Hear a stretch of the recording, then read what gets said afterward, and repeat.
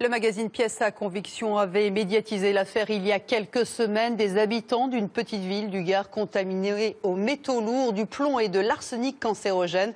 Tous vivent près d'une ancienne mine fermée il y a 45 ans. Certains d'entre eux ont déposé plainte contre X pour dénoncer le manque d'informations de l'État sur les risques pour la santé. Dominique Dumas avec Éric Mangani et Éric Félix. Une nature luxuriante à quelques kilomètres du parc des Cévennes. Mais dans le sol, près d'1 million de tonnes de terre polluées aux métaux lourds sont enfouies.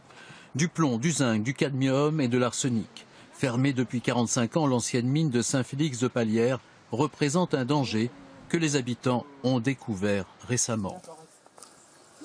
Ce qui a tout déclenché, ça a été la lettre de la préfecture m'informant que je vivais dans un endroit fortement pollué.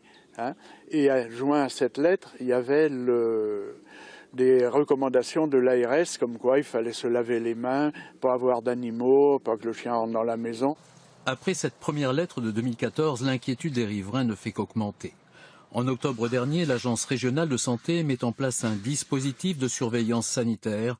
675 personnes se prêtent à des analyses de sang et d'urine. 46 vont bénéficier d'un suivi médical personnalisé. Les taux de plomb, d'arsenic ou de cadmium sont anormalement élevés.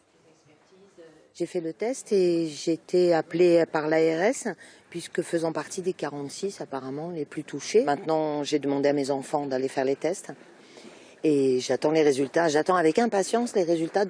Aujourd'hui, 18 riverains ont décidé de porter plainte contre X pour mise en danger d'autrui et pollution de l'eau afin de déterminer les responsabilités.